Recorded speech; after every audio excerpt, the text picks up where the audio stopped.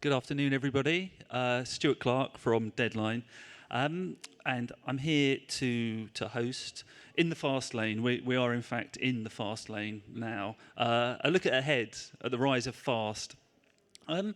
It's really fascinating, I think, in the film and TV industry. I think we've seen such a huge amount of change and a lot of challenges. And I think what we're going to hear today is actually a story of growth and a story of new opportunities as well, which, given the backdrop, is all the more interesting.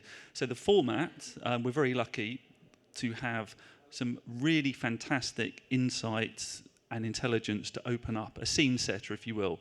And then we have Pluto to talk about their experience. You know, these guys are leading the charge here. So I think what I need to do next is introduce Maria Rua Aguete, who's Senior Research Director, Media and Entertainment at OMDIA, who is going to tell us what fast is and how that world is developing. So please, welcome Maria.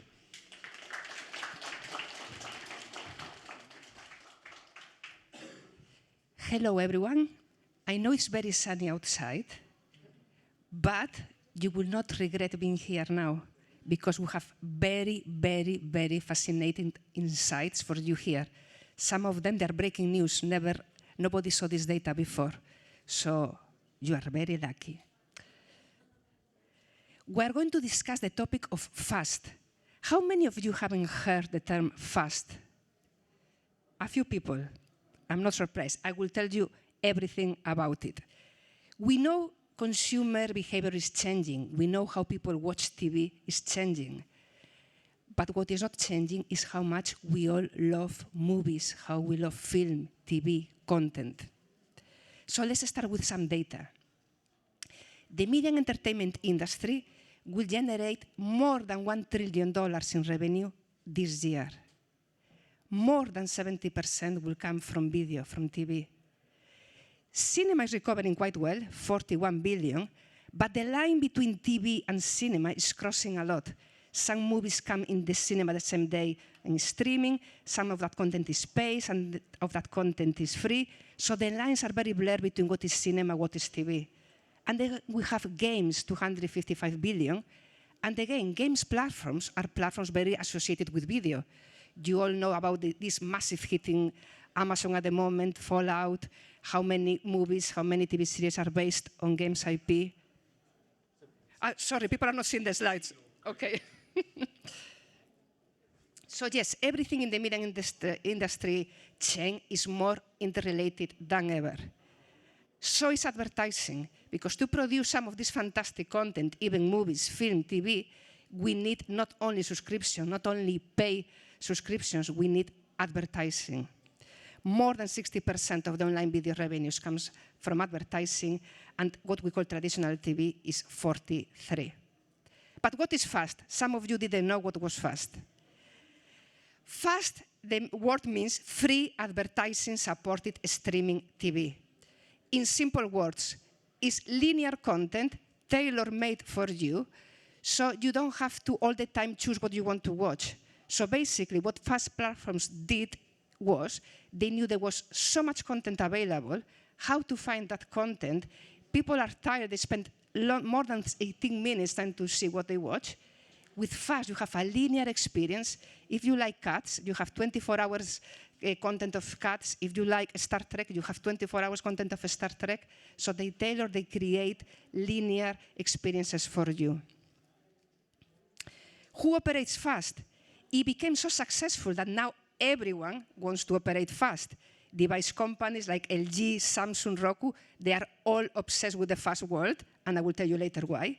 Clue is in the money.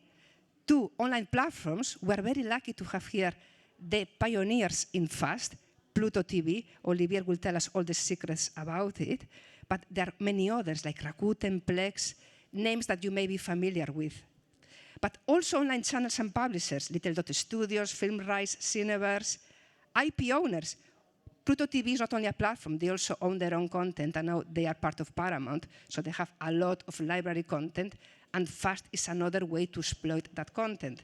So is Banijay, so is Warner. So everyone now wants to launch FAST.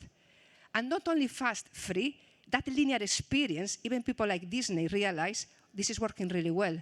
And now they launch these always on channels, creating under the pay window that linear experience. Because linear TV was never dead. And broadcasters as well, they said, okay, there is money in FAST, we should also create FAST channels ourselves. So everyone is now involved in one way or another in this FAST world. I mentioned device companies, Samsung, LG, Roku, why they're involved in this business. Here is an example of Roku, but it will be the same for Samsung, it's the same for Vizio. Light blue is how much money they get through advertising. When you buy your TV and you put it on, all those video apps you have there, that light blue is how much profit they get through that. That purple is how much money they get selling hardware. Nothing. Sometimes they're even losing money.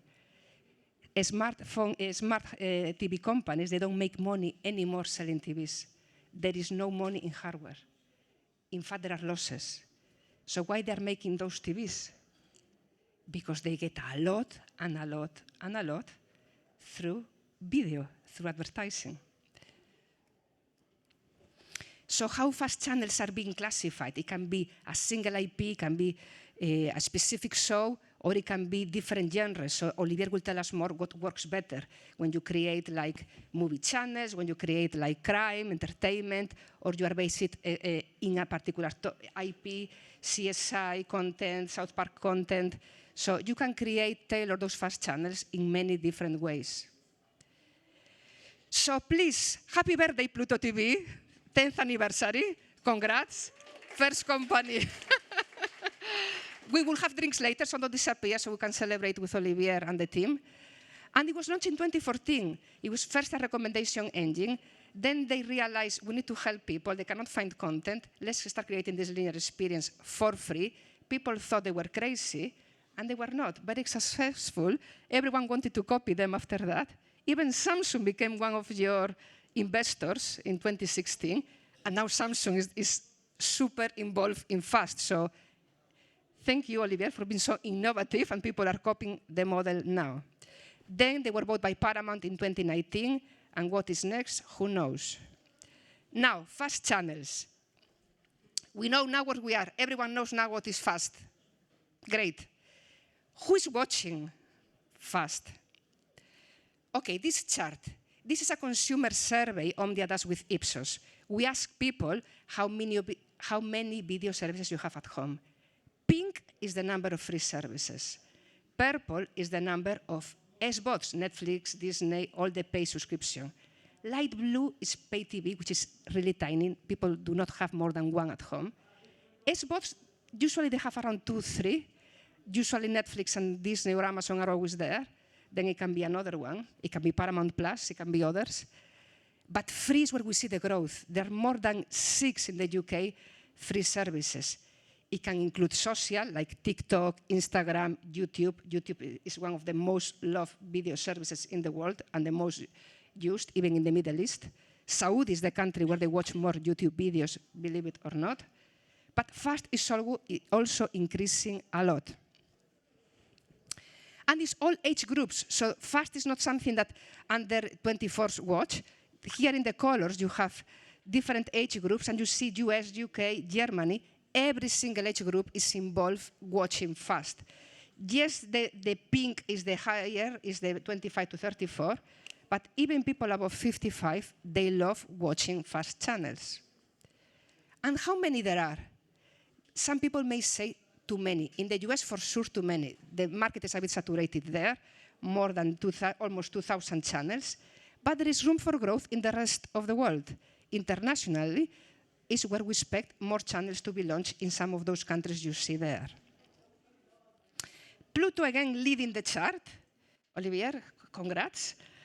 ahead of Samsung in many countries, like in Germany, there are almost 200 channels available versus 128 in Samsung platform. I'm happy to share the deck with you, but you have different countries' availability of those channels. Who is watching it? In the US, almost half of the population, 1 in 2 people, watch some kind of content in FAST. This is double, it has doubled in the last 3 years. In the UK, 21% of people watch FAST content. This is 7 times growth versus 3 years ago, highlighting again the huge opportunity here in Europe and in other markets. Brazil, again, another hot market for FAST. 36% of people watching FAST, growth of almost 5 times what it was 3 years ago. And probably all of you will now go to watch Pluto TV after this presentation. And this is again a chart that surprised me when I was creating this last week. When we ask consumers, do you watch Netflix, do you watch YouTube, Pluto, Tubi, Roku? We notice that in the US and in Brazil, there are more people watching FAST than there are people watching pay TV services. We know cord cutting is happening a lot in the US, that is a reality, but to the point that FAST became more popular than pay TV, I think it's a good headline for you, Stewart, how popular FAST has become. So the same in Brazil. It's no surprise I mentioned Samsung, I mentioned LG, but the thing is most of this content is watched in smart TVs. Most of you, when you go home, you will have a smart TV. When you switch on that TV, you will have lots of FAST available content and channels. So the increased number of smart TVs per home is a reason as well why FAST is becoming so popular and growing so fast. Okay, so what are we watching? This is the availability. How many channels are available by genre. In the US, the #1 genre is news, but the US is a very particular country. They have hundreds, thousands, people there from the US will know, of local news channels. And then after that is drama, is film. In the rest of the world, it's not like that. It's not that we have hundreds of local channels. Other genres are more popular. So this, again, is popularity. But all genres are doing quite well and being represented. Children, crime, comedy, entertainment. So all genres are available. In the UK, it's different. It's no longer news. It's music followed by film. Again, this is availability. And sports. Sports is doing quite well in FAST. Why? Because you can put free content to promote premium content you want to put in another window. So free is a window that you should all pay attention to. Germany, as I said, can fast become the new pay TV because it's one of the most important countries for fast. And here again, you see what are the top genres. Children is doing really well, although it's difficult to monetize children's fast channels. But there is a lot of children available channels. But this is kind of my two favorite slides. We spoke about hundreds and hundreds of channels. But here we have data from February 2024. 5 channels get 25% of all that viewing. 5 channels. So be on that top 5 is really critical. And 20 channels make 50% of the viewing. Which channels are those? TV Drama, Pluto Spotlight, Pluto Action, Sports, Star Trek. Very strong IP. These are the top 5 channels. But this, we are in a film festival, and I was myself surprised with this slide, and so were you, Stewart, because 8 or 6 of the top most watched channels in Pluto TV are movie channels. And 43% of all the viewing in Pluto, it's movies. So people who love movies love Pluto TV. Lots of things to celebrate, Olivier, with drinks later. Movie lovers, film lovers, they want to watch movies. And if you love movies, not necessarily you just want to see the latest movie released today in the cinema. That movie makes you think, I really want to watch this other movie related to this content 20 years ago. Where can you find that? Probably in Pluto TV. I find this number very shocking. 43% of the viewing movies, when there is so much other content available. Okay, I know many of you are creatives, but we cannot do things for free, although the content is free. We need money. And where is that money? Pluto, again, this is 2028 forecast, will be leaders. 17% of those revenues will be Pluto, but very close. It will be a battle very close. Not really a battle, because all these companies are friends, enemies. We like you, we don't like you. They are partnering between them in one way or another. So it's Pluto, it's Roku, it's Vizio, it's Samsung. In Europe, public service broadcasters are very strong. It's not like in the US. So hardware companies and broadcasters will be very powerful in Europe. Total revenues, 12 billion. US will take most of those revenues, 10.3. So what about international? International, the growth will be massive, because it's where there are more opportunities for growth. The US is already very consolidated, but we're expecting 2.2 billion revenues in 2028. So if you're thinking about it, think about doing something with FAST if you want to take some of these billions. Who are the top countries? UK, Canada, Germany. Brazil as well will lead outside the US, so you have here lots of numbers. I'm happy to share them with you. And this is the growth between 2024 and 2028. Who will lead that race? United Kingdom, more than $500 million in revenue. Huge, huge opportunity there. And since Pluto is active in 9 of those 10 markets, we're expecting another bigger celebration when you become 20, Olivier, because look, the opportunities there. We should come back in 2028 to celebrate this party again. Massive growth expected. With this positive news, thank you and enjoy the discussion. Thank you, Maria. That was fantastic.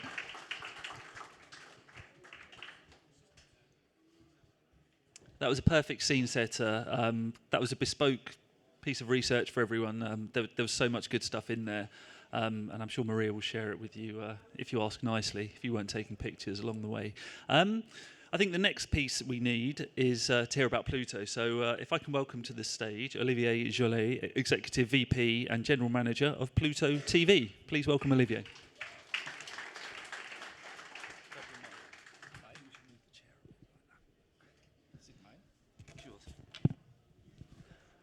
Happy birthday, Olivier. Don't make me sing, but congratulations. Hi, everyone. Yeah, it's good to be in Cannes. It's good to be in Cannes, quite. I think Maria did a fantastic job of setting the scene there, and that's kind of where we are now. Now, this is a decade on from when you started. You're now owned by Paramount, a big movie studio. This is not the beginning of the story, though. So I think we're going to take a look at something, and then, Olivier, I want you to kind of give us the backstory. But before we do that, can we just roll the VT and take a look? Thank you. Let's go back. 10 years ago. No way. Really? Guess what? Let's have some fun. I'm celebrating our 10th anniversary. Surprise! Welcome to the party. It's incredible. The future. Right here. Right here. Good stuff, thank you. Cast your mind back. Pluto was a startup of sorts. Tell us the origin story. Yeah, it's a quite amazing story and a little bit of a fairy tale, I would say. Even indeed, we started actually Pluto TV and we launched on April Fool's Day 2014. And as you can see in the video, people really thought we were fools. Why? Because the whole vision was built on contrarian principle. Try to do a bit of a travel in the past and think about 2014. That was a time where people were thinking that the future of TV would be subscription, would be on demand. There was a time where Netflix was starting the rollout internationally. There was not a lot of over SVOD services, and everyone was like saying, okay, there is no overpass. There is no future for ad-supported streaming. There is no future for linear consumption. TV is gonna die, and everyone's gonna watch on demand. And we thought there was another game in town, which was like, look, TV has been successful, advertising has been there for a while. Why should advertising and the lean-back experience should completely disappear in a world which is turning digital? And that's how everything started, which is we were free in the edge of subscription, paid subscription. We were linear in the age of on-demand, and that supported when no one believed that there was a future for advertising. And frankly speaking, the early years were not easy. It was difficult to convince investors, it was difficult to convince users, even if at the beginning we immediately noticed that when you are able to bring a strong curation concept, when you take the decision for your users, you put the right content together into a linear experience, then you start seeing an incredible engagement. But it's fair to say that at the beginning, people were, skeptical because, we were doing a kind of TV-like product. And I remember going to investors, trying to do fundraising where we're not part of Paramount. And people were like, why are you doing TV? TV is dead. So no, TV is at the beginning of a new era. That's what we believe. And obviously the product was like a TV guide in a way, but a new way of doing TV, easier for the users, using the technology to make the experience better. And that's how everything started. I mean, I remember as a journalist, I was writing about that, and I remember thinking, these guys, they're just launching a TV channel. It's kind of, in a sense, the proposition is quite old school, but the technology is very up to date. Did consumers get it right away, even if the industry didn't? Did you immediately see traction? Well, at the beginning, there was a couple of pivotal moments in our story, obviously. At the beginning, at the really, really early beginning, we started with short-form content, and we started with a product which was mainly web and mobile. And we quickly realized that, first, short-form content is good, but it's very difficult to create a lean-back experience with short-form content. So we pivot to long-form content, movies, series, documentaries, and so on. And the other thing is that in order to really become TV, it was clear that we need to be on the TV screen in the living room. So we pivot from a more web and mobile business to a connected TV business. That was also the time where 2014, there was a massive explosion of the connected TV. But I think what was fascinating is that even at the early stage when we were with short-form content, we were seeing amazing engagement from the users, which is interesting because if you ask the users, they will tell you, I want to watch whenever I want, whatever I want. But when you start programming the channels in a way which appeals to the users, then they watch way more than an on-demand service. And around that same time when the SVOD services were launching, everyone was obsessed with how one can use data, and then the conversation always became around the algorithm. This is algorithmic commissioning and so on. For you guys, what's the curation versus algorithm sort of piece of how you decide what channels to launch and what content to have on there? The first thing I want to say is that whether it's algorithm or curation, they fulfill the same purpose, which is solving the paradox of choice, helping the users to find the right content. We didn't take the approach of building an algorithm. We're really proud of having human behind every single channels. And I think when we talk about Pluto TV, we love to say that the curation is in the middle of our expertise and of our DNA. And when I talk about curation, it is the marriage of art and data.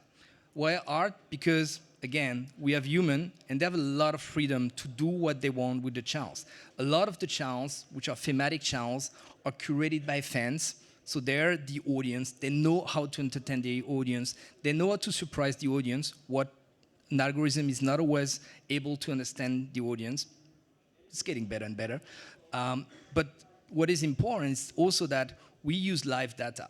We know everything about the users. We know what they watch. We are able to optimize the programming of every single channel on a daily basis, weekly, monthly, even hourly basis. And that's this mix of science and art that we have as a DNA, as part of our curation concept. And Maria shared some, I think, quite surprising stats and intelligence about what people are watching. But Olivier, you're in charge of the service. You tell us on Pluto, what are the categories that really move the dial? Well, obviously movies. Huh? We saw that. So movies is a fantastic category. We see a lot of success with drama as well, whether it's movie drama but also series, like true crime, big category. Kids content, big category. Sports, more the niche sports, we have great success with, I don't know, with an exclusive dart channels in partnership with DAZN in Germany, which works super well. But I think what is interesting at the end, when you have, like, when you take a step back and you look at the Pluto TV app and the product, what we're trying to do is to rebuild a new TV landscape in our application. What does it mean? It's that we want to offer something for everyone. So if you are into indie movie, we're gonna have a 24/7 channels dedicated to indie movie. Maybe not the biggest audience, but we want to entertain those users. If you're more into big blockbusters or action movies, we're gonna have a dedicated channels. If you're into SpongeBob, we have a 24/7 channels for SpongeBob, or South Park. We went even further on South Park recently, where we noticed that the fans of South Park are really like hardcore fans. So we created spin-off dedicated to each character. So you have a Cartman channels, you have a Kenny channels, and that brings like the fandom to the next level. And that's really what we're trying to do, is like super serve the fans in the best way possible. But how quickly can you launch channels? Like that? I mean, Obviously. not completely, but it is like we need to have like a good creative concept. But it's not like a TV channels. We can create like a channels within a couple of hours. As an example, which I think is a project I'm extremely proud, when the war in Ukraine started 2 years ago, and we started to have all the families going away from Ukraine and coming to Europe, to Germany, and so on. We launched a Pluto TV Ukraine channels, which is a channels dedicated for the kids, the kids, the refugee kids. It was 100% kids content in Ukraine, obviously without advertising. That was important. So I think, and we put these channels within 24 hours, which I think was a remarkable achievement from a team. Yeah, absolutely that. And then back to we're in Cannes, so back to movies. First of all, I think you might have something new to tell us about. But in terms of, is there a particular genre, type of movie that really pops, or is the offering so broad that you can get into kind of different niches with whatever you're into, essentially? I think that's a very interesting question, because it depends which KPI you look at. So if you think about the indie movie channels that I was referring to, or I'm going to take an extreme example, the Western movie channels that we launched, I love to talk about that, because Western used to be like a very popular genre. It used to be primetime content on television. It almost disappeared from the traditional TV landscape. It's very difficult to find the great Western on SVOD services. And when we launched the 24/7 channels, the Western channels, we immediately saw like a huge consumption. So because we were addressing an audience which were in need of watching that kind of content. Now the audience may not be super big, but they love and watch a lot. Now, if you go into more blockbusters, action movie, you may have like a broader audience, but maybe the engagement's gonna be lower. So very difficult to answer that question, but what it shows is that Pluto is able to deliver a channel or like an experience for almost every single genre. But obviously, you know, if I have to pick up one genre which worked really well, I would say drama is the most popular one. One thing I find interesting, Olivier, is that there's, in one sense, you're solving a problem of there being too much choice. It's kind of the agony of choice, and you actually, it's a lean-back experience. You sit back, and it's programmed for you. It's almost the traditional TV viewing experience. And yet, at the same time, you have hundreds and hundreds of channels. So there's a lot of choice as well. There is a paradox there. Yeah, that's true. But I think what we really like trying to do is like optimize the product and the user experience in a way that the users needs to be always just a couple of clicks away from finding the right content. And actually what we're also doing is that we rebring in a way what is disappearing, which is the niche interest or special interest channels. It is disappearing from traditional TV because there is no business model. If you have a limited audience on traditional TV, the only thing you sell is reach. When you are selling from a digital standpoint on a CPM basis, which goes a little bit technically, you have a different business model which allow us to have an indie movie channels, an anime channels, a Western channels. So we are creating a lot of choice for the users, but it is very easy to go in the movie category and find the genre, and the channels themselves, they're self-explanatory. So if you click on the Western channels, you know what it is. It's a 24/7 channels. If you click on an action movie, you won't have some romantic movie there. It's all about big adrenaline and big, fires and explosion. So tell us, what's new in the world of your movie channel offering? Yeah, we have a pretty exciting concept that we are launching on June 3rd in Germany. We partner with Movie Pilot, which is, for the people who don't know, Movie Pilot is the equivalent of Rotten Tomatoes or IMDb in Germany, so the largest movie review platform, a lot of users, and they really have the audience, the movie lovers, and we are launching on June 3rd Movie Pilot TV, by Pluto TV, which is really like a new movie channels with only high-ranked movie in the platform. iRank made that really like, that's like a Rotten Tomatoes, IMDb. The users are rating ranking the movies. So we only picked up amazing movie in these channels. Couple of example. We were gonna have especially because we're in Cannes, La Villa Ibiza with Roberto Benigni, The Conversation, which won the Palme d'Or 50 years ago. A lot of movie with Meryl Streep, which gonna get the a Palme d'Or for amazing work in Cannes this year. Movies such as The Hours or Marvin's Rooms, Ironweed, Earthburn. So a lot of classic movies, a lot of movies that people love to watch and rewatch. And I think that's a good way of showcasing on how we partner with existing audiences which are navigating somewhere in the internet, and how we take this audience, partner with an amazing partner, Movie Pilot, to create a new watching experience. What's interesting about that channel is it's a different kind of partnership, isn't it? And in terms of how you acquire, get content for your services, it's not like the traditional world of turn up at a market, buy a package of series or films. It's a much more flexible model. So you're working with technology providers. In this case, you're working with a publishing brand, etc. It's much looser. So there's an opportunity to strike a range of different partnerships.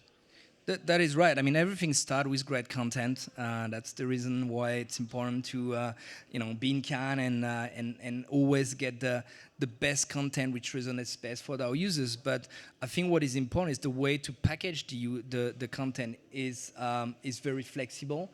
The way to present the content to the end users, that's what this partnership with Movie Pilot is all about. But we have some other example, I mentioned, which is not part of the movie things, but the great partnership that we have with DAZN around darts. DAZN is a paid streaming service for sports, and you will think, why are you partnering with them? You're a competitor. But that's not the reality. Is that the world is evolving. There is a change in the windowing strategy when a content is coming, and we are sharing the rights. Some of the rights are under the paywall on the dart channels, and some of them are completely free on Pluto TV. I think that's the new world, new innovative windowing, new innovative partnership, and really trying to attract the audience where they are.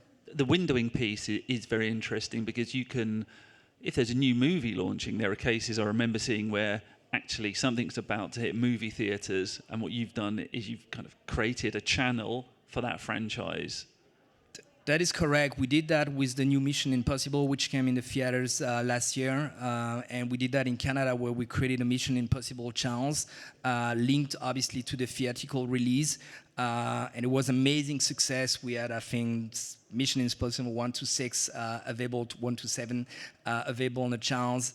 The users love it. It was for free. It was obviously premium blockbusters with some, and I think it showcased as well on how we can be creative and supporting as well a theatrical release.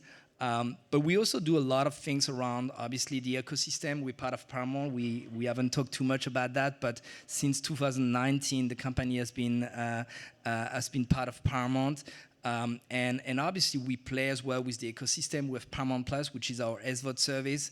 And we have also we are premiering sometimes new originals, first episode for free on Pluto TV. We did that with Special Ops Lioness, for example.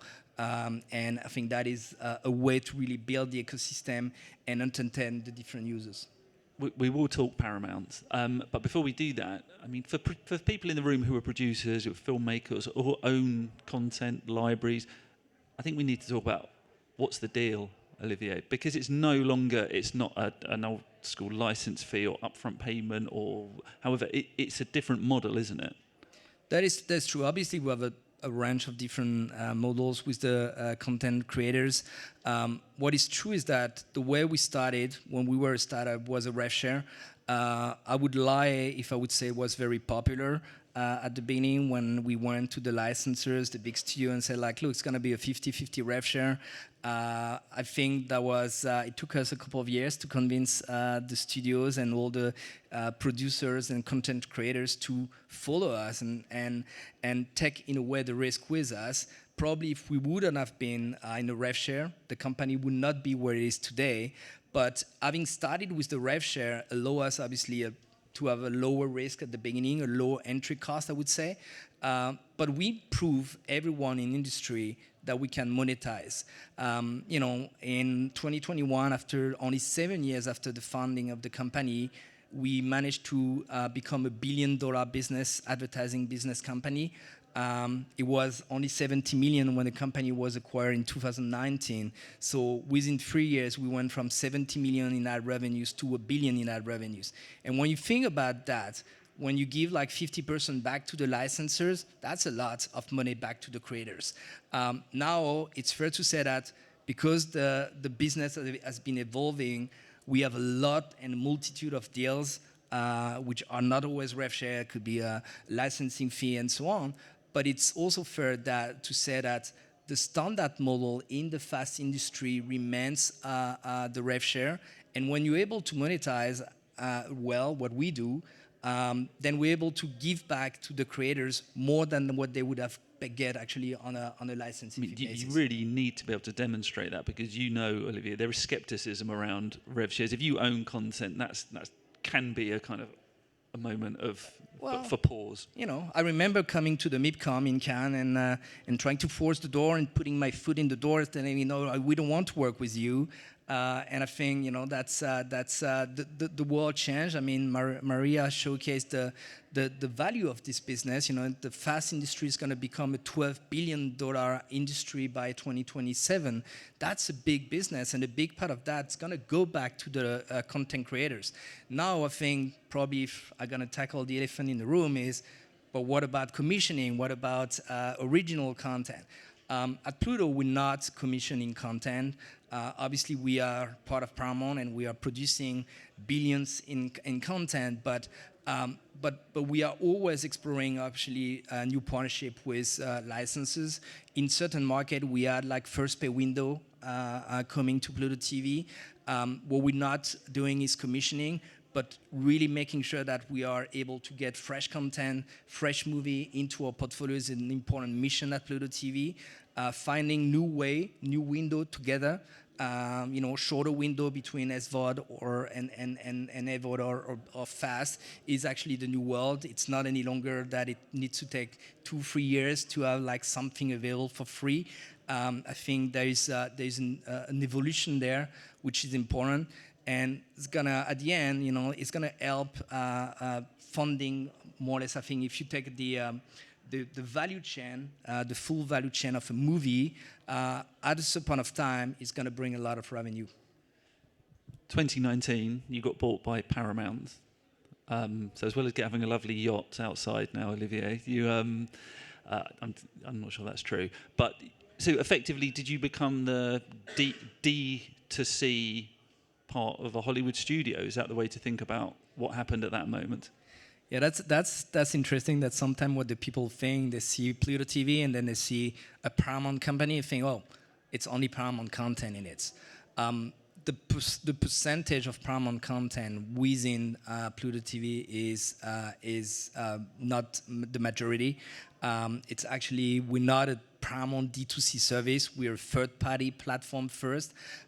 We have obviously the chance that we have a preferred access to our own content, an amazing and iconic franchise and brand, from CBS to Nickelodeon and MTV and Paramount Picture and so on. So I would like to say that it's not a big advantage to be part of such an amazing company. It is, and it was like obviously one of the reasons why the company really took this amazing trajectory between since 2019. But we are an open marketplace in a way. We work with more than 400 different licensors. We work with all the big studios. We were the first one actually to convince some of the big studios to try it. I think BBC Studio is an example. They were the first. We were the first one.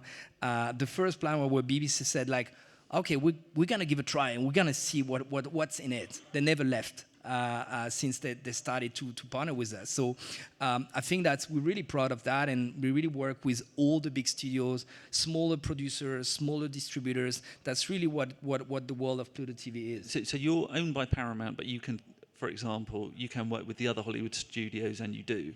We do already, yes. We work with the Warner, with NBCU, and so on. But a lot of the people who you're getting your content from have their own services as well. It seems in a lot of cases, a lot of your partners are also competitors. Is that fair?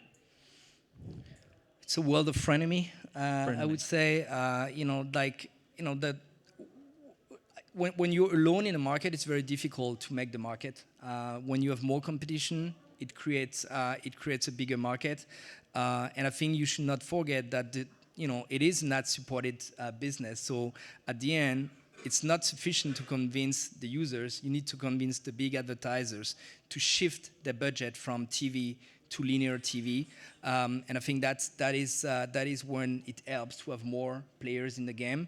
And we work super well with a lot of the big studios. Not all of them have a fast services like Pluto TV. We're actually really among the big studio, the only one with like both a paid streaming service, Paramount Plus, and a free streaming service, Pluto TV, really enabling us to catch up the full market potential. Because half of the revenue on streaming are coming from advertising, the other half from subscription. So that's really where synergies and partnership with the studios are important. And Olivier, we heard about the new German channel. That sounds fantastic. The reality is still that the US is, by some distance, the biggest market. Yes, it's where it started. So the 10 years anniversary, which we're celebrating this year, is obviously, it started in the US. We started the international rollout in 2018 with GSA, Germany, Sweden, Austria, and the UK. Two of the biggest fast markets, as Maria showcased a few minutes ago. But in the last 4 years, we roll out Pluto TV in more than 35 markets, which has been like an incredible achievement, partnering as well with some big players such as Chorus in Canada and Viaplay in the Nordics to really go to the next stage, and making sure as well that we get a lot of really strong local content partners such as Media One, Mediaset, ZDF Studio, just to quote a couple of them, which are all like providing a huge amount of content and great content to the platform. I mean, it's interesting when we think about being here in Europe, because the dynamic is so different in terms of the market. The public channels are really strong. There's a fantastic free offering. They often have their own streaming service, sometimes maybe not always fast, but it seemed like the competitive landscape in Europe would be very, very tough for Pluto. Yeah, I think there's something that I love to tell as an anecdote, is that obviously when we started the international rollout, which was 2018, Pluto was already successful in the US. We're not owned by Paramount, but it's fair to say that when you compare Europe to the US, there's not like a strong free TV offering in the US. It's paid, and it's very expensive as well to have like the full offering in the US. So there was this question mark: if we go into a strong free TV market where you have amazing content available for free running on TV, the biggest reality show, big movies, series, and so on, will that work? And we launched Pluto TV in the UK, in GSA, and after a month of data, we realized that the watching patterns were the same than in the US. So the people, because of this lean back experience, because of this expertise in the curation, were actually streaming a lot. A small KPI we have, and that's almost across all markets, when a user is tuning in on Pluto TV, on the big screen, connected TV, the user stays in average more than 2 hours. So that is big, like you tuning, it's an average. So some people are just tuning for 3-4 hours each time they're tuning Pluto TV. That is the reality, and that's where you see that you're getting closer and closer to what we know from traditional TV.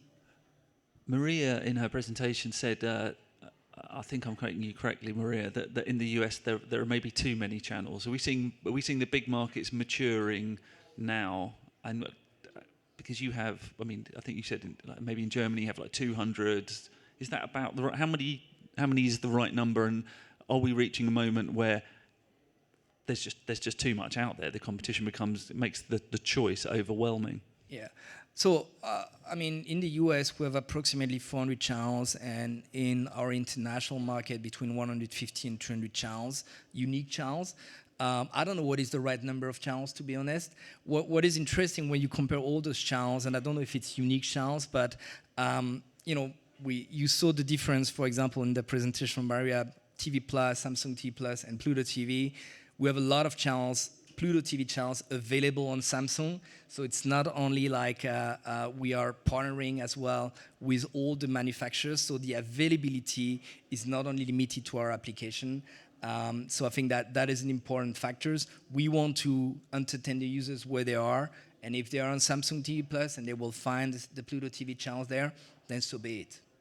To what extent is the real competition for you, not the SVOD services, but in fact YouTube, or in fact even there's a proliferation of other free, often short form content choices, but that seem to be gaining more and more ground, and I wonder how much they're eating into your viewing hours for your customers. Well, it's fair to say that everyone is fighting for the free time of users, and that's the only thing which is not extendable. A day has 24 hours and not more. So I think that's everyone needs to fit in it. There's new streaming services. It's interesting to see, obviously, that, like, if you think about TikTok, for example, it is a lean-back experience. It is more mobile lean-back experience, but the product has been built on a lean-back experience. YouTube has been building and building more and more algorithm. When we started Pluto TV, it was also to solve the problem that it was difficult to find video and good content on YouTube. Now they have an excellent algorithm. But I think what it shows is that this vision that we had, which is the lean-back experience, is not dead. People are not always they don't want to spend like 20, 30 minutes to find the next piece of content. They sometimes want to be programmed. They want us, the programming, the creators, to take the choice for them, or true. And I think there is a lot of space. I think a lot of those services that you talk about are complementary to Pluto TV. We see, for example, that the majority of our users also have like 1 or 2 subscription services. A lot of them are also cable TV subscriber, and they use Pluto TV as a complementary service because they want more choice. They want to watch more and watch sometimes they're in the mood of maybe SVOD because they want to keep watching their favorite series, and sometimes they just don't want to take a choice and they're going to tune in the Pluto TV app. Now, Olivier, I know we were deciding whether we were going to show this VT, but I think kind of talking about lean back experiences, I think we might have to run the other bit of VT because you set it up, because I think Pluto, you lean into the couch potato experience. Yeah. Should we play the... Can we? We have an ad and a video, which, by the way, was the spot that we... This is Pluto TV country. Here on this farm, we grow couch potatoes. Couch potatoes grow big and strong here, fed with the finest content from Pluto TV. Thousands of TV shows and movies for free, You just open the app, something great will be on. I love Star Trek. I love romance, but I also love murder. I like romantic murders. SpongeBob SquarePants. Cats 24/7 channel. I love Ink Master. Pluto TV just gets me. I like anything where a hot person throws a glass of wine at another hot person. This country was raised on TV. TV that was easy. TV that was free. Pluto TV is TV the way it's supposed to be.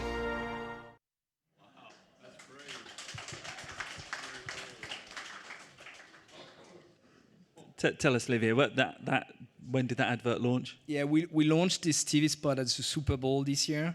So that was produced for the Super Bowl, and obviously it's an amazing concept because it says it all. Glad to see that you love it. The couch potato, the fact that the reason why we started was to bring the lean back experience in the streaming world. What we are in now is like we want to build the future of free TV. That's what we are there. Our mission is to entertain the planet, and I feel that we're still at the beginning. We're scratching the surface of something way bigger. I'm extremely proud of what we already achieved. I mentioned that reaching so quickly 1 billion ad business is fascinating. But when I'm seeing all the amazing studies that Maria showcased before, it gives me even more hope about where we can go. So 1 billion in ad revenues is an extraordinary amount of money, and the growth, the graph is very sharply up. What happens next? What does the next 10 years hold? I won't ask you who's going to buy Paramount, but I will ask you what's going to happen, because the bit you can control is, of course, what happens next with Pluto. So tell us, what's the vision? Well, I think the vision is the same than when we started. That's the good thing, and that's a confirmation that we were right when we started that 10 years ago. Now, I think, as I said before, is the market is at the beginning. Probably the U.S. market is way more advanced than the international market, but we see obviously all international markets catching up. You talk about Brazil, Canada, Australia, Germany, a market where we see like an exponential growth. We see the advertiser shifting more and more their marketing dollars to streaming TV. At the same time, we see linear TV declining.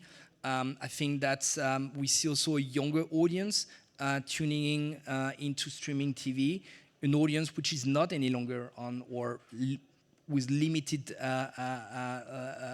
consumption on traditional TV. So all of that give us a lot of hope that it's going to be an amazing business. So if we come back for the 20 years anniversary, I'm sure it's going to be way, way, way bigger. And I think what is important is that when you see our trajectory, the billion is a good number, but it means that we can afford better content, which is our ultimate goal. We want to offer the best content possible to our users. That's the end game. And I think the more money we make, the more money we can give back to the content creators.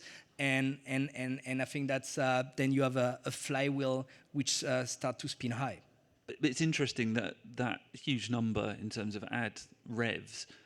Linear TV is decreasing, and yet your experience is almost a linear style experience. So is that money? Do you think that portion of money is coming from traditional TV? Where do you see, in terms of when you're advertising, salespeople are out there speaking to people, brands? Who?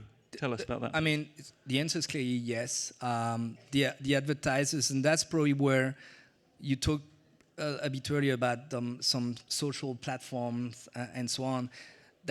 We have a completely different categories of advertisers. The advertisers which are on Pluto TV or in general in FAST are the big SMCGs, are the one which are spending the big dollars on TV, but need to reach a new audience, a younger audience, new demographics, which are not always there or not with the scale.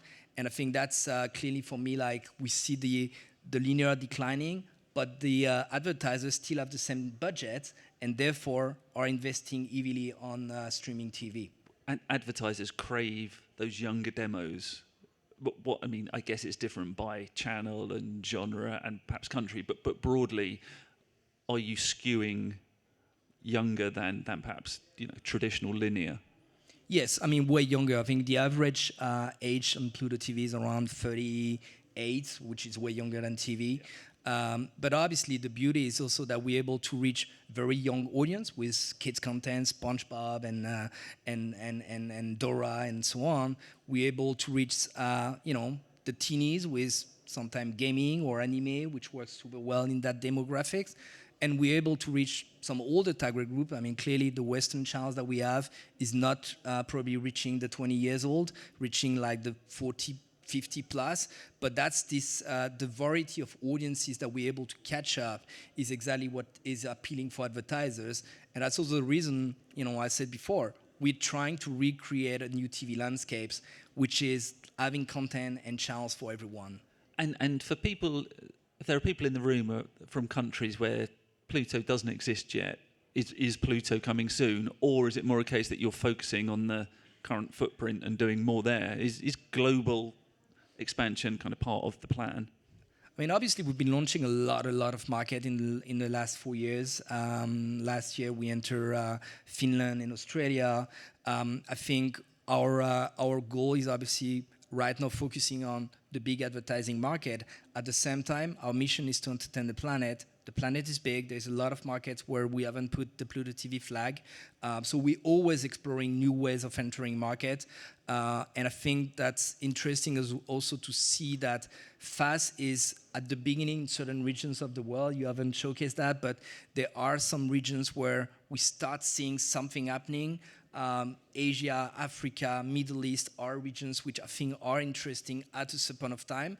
Maybe the FAST market is not yet at a stage where there is relevance to launch now, but things are evolving super quick, and as our strategy do. I think what's interesting, Olivier, is I think you and I have probably spoken at various TV markets in Cannes and elsewhere, and you can see at the TV markets now the FAST sessions are the biggest sessions. There's whole days dedicated to them, and I think that with what we're seeing now with the Marché and elsewhere is actually you're seeing other parts of like the screen world becoming more alive to the opportunity that FAST presents. Is that fair? Yeah. That kind of, it's more than just a TV story. If you own content, if you're producing content, if you're a creator, there's an opportunity here. No, exactly. I think you need to. I mean, FAST is one segment that we pioneered when we started, and it became like not only great business for Pluto TV and Paramount, but it became a new segment. But it's part of the broader video, movie industry and so on, an important part. And I think the message to the content creators, probably a lot of you here in the room, distributors, producers, is that we have an amazing opportunity to partner together. I think we are open to any kind of content, open to discuss how to reach best certain audiences. For example, I haven't talked about that, but I'm really proud of all the things we do regarding diversity and inclusion. For example, we launched an amazing channels in France with Tetu, an iconic LGBT brand, for example, where we created like a dedicated LGBTQ channels on Pluto TV with amazing movies and documentaries for these audiences. We did a lot as well on International Women's Day, where we premiere an anthology of 5 short movies created by a female filmmaker. And I think that showcased that we are able as well to amplify the voice of content with social impact. That's also our mission. It's not only about big hits. I think we can make an impact with our platform, with the reach that we have. And that means that everyone is welcome to partner with us, whether you are a small producers and have only a couple of movies or content, or big distributors. I mean, the breadth of partners we're working with, more than 400, as I said before, showcase that there's really space for everyone. Thank you, Olivier. I think this has been, having Maria open up and do the scene setting piece was fantastic. That was a great presentation. But we've been lucky to have Olivier, who's genuinely Pluto pioneered this space.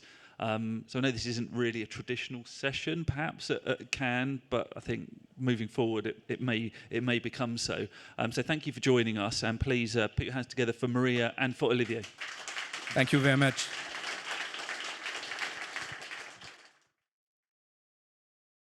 Applause for Maria, because the presentation was amazing.